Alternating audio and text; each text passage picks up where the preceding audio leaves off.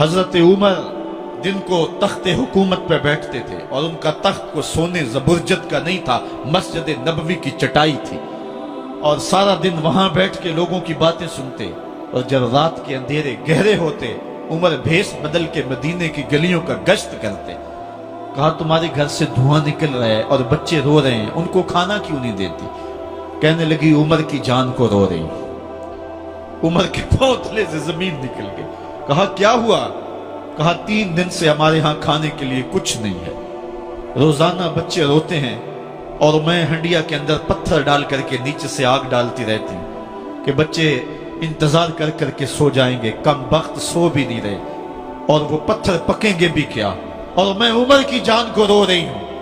हजरत उमर का कलेजा दहलने लगा।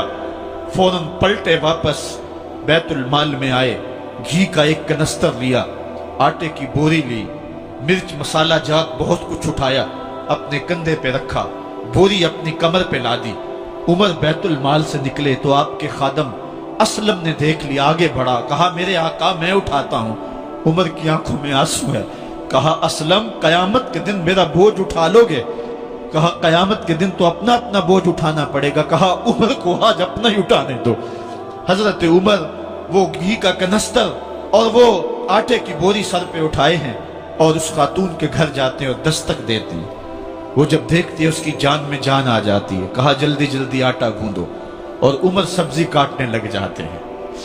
हजरत उमर रज़ी अल्लाह ताला अन्हो सब्जी तैयार कर देते, उधर आटा गुंद जाता है और फिर ऊपर चूल्हा रखा जाता है, चूल्हे के अंदर आग रखी जाती है, वो खाना पकाने लगती है, आग बुझती है। तारीख ने लिखा है आग बुझने लगती है, उमर झुक करके फूंके मारता है। उमर झुक झुक के फूंके मारता है। खाना पक गया और बच्चों के सामने खाना रख दिया, बच्चे खा रहे हैं। अब बच्चे रो रो के निढाल हो चुके थे।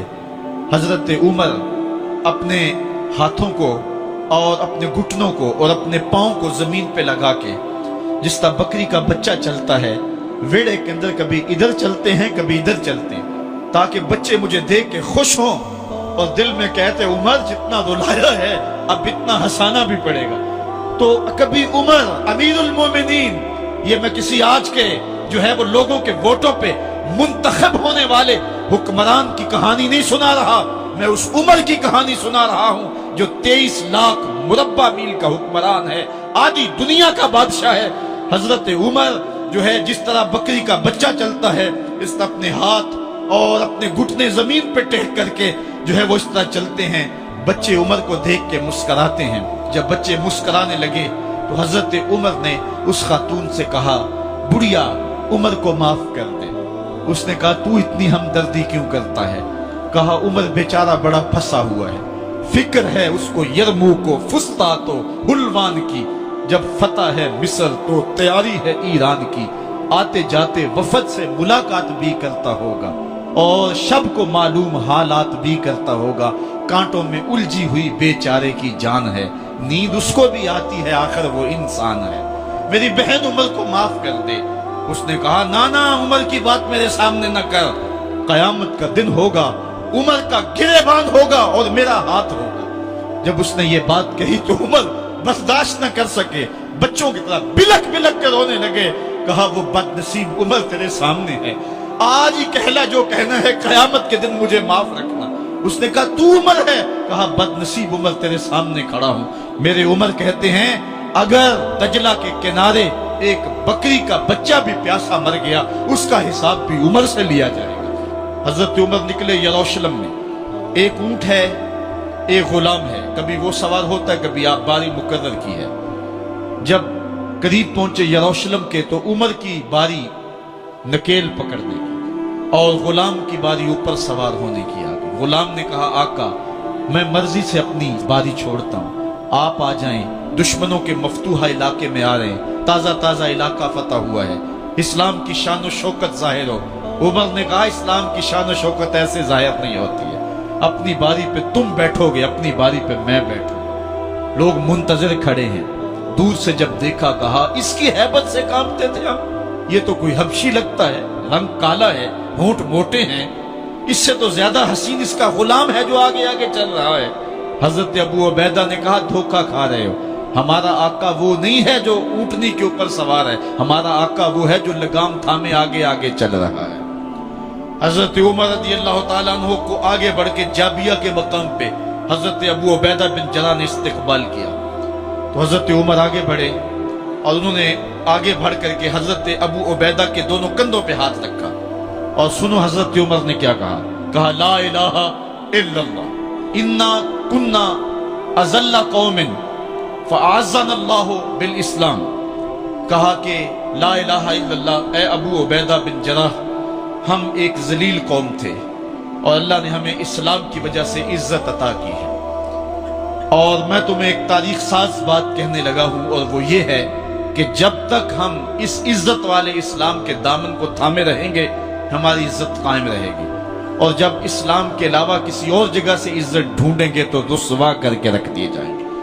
یہ ہے وہ خلاصہ جو حضرت عمر نے امتوں کے عروج و زوال کا بیان کیا ہے۔ اس امت کو جو خیرات ملی ہے تخت و تاج کی، وہ پینٹاگون سے نہیں ملی، وہ واشنگٹن سے نہیں ملی، وہ وائٹ ہاؤس سے نہیں ملی، وہ محمد عربی کے جوڑوں کا صدقہ ملی ہے۔ اس لیے جب ہم نے اسلام سے انحراف کیا، پاکستان حاصل کیا گیا تھا۔ پاکستان کا مطلب کیا؟ لا الہ الا اللہ۔ ہم نے اس نعرے کو چھوڑ دیا ہوا ہے، ہم نے انحراف کر دیا ہے۔ آج ہماری نظریں مغرب کی طرف لگی ہے کہ تخت و تاج اس سے نصیب ہوتے ہیں، اور دنیا کے اوپر ہم رسوا ہو کے رہ گئے۔ ہماری پستی، ہماری زبوحالی، ہماری ذلت کا سبب یہ ہے کہ جس جگہ سے ہمیں عزت ملی تھی ہم نے وہ مرکز ہی چھوڑ دیا ہے۔ اس مرکز حیات کو، اس مرکز زندگی کو، اس مرکز عزت کو ہم نے چھوڑ دیا ہے، اور دنیا کے اوپر ہم رسوا ہو رہے ہیں۔ انہی حضرت عمر کی کہانی ہے۔ وادی تہامہ سے گزر رہے تھے کہ بچوں کی طرح بلک بلک کے رونے لگے۔ کہا عمر جوان آدمی ہو اور بچوں کی طرح بلک کے رو رہے ہو؟ کہا تم نہیں جانتے، مجھے بچپن کی کہانی یاد آ گئی۔ کہا کیا کہانی ہے؟ کہا یہی عرض تہامہ تھی، میرے باپ خطاب نے مجھے 5 اونٹ دیے تھے، کہا انہیں لائن میں کھڑا کرو سیدھا۔ میں آگے والا سیدھا کرتا تھا، پیچھے والا ٹیڑھا ہو جاتا، پیچھے والا سیدھا کرتا، آگے والا ٹیڑھا ہو جاتا۔ میرے باپ خطاب نے مجھے بڑا مارا۔ کہا ایک عرب کے بیٹے ہو کہ تم سے 5 اونٹ لائن میں کھڑے نہیں ہوتے؟ کہا ایک زمانہ عمر پہ وہ تھا کہ اس سے 5 اونٹ لائن میں کھڑے نہیں ہوتے تھے، اور آج شرق سے لے کر غرب تک 23 لاکھ مربع میل کی حکمرانی اور انسان بھی لائن میں کھڑے ہیں۔ یہ محمد عربی کے جوڑوں کا صدقہ نہیں ہے تو اور کیا ہے؟ عمر سے تو 5 اونٹ لائن میں کھڑے نہیں ہوتے تھے۔ تو یہ عزت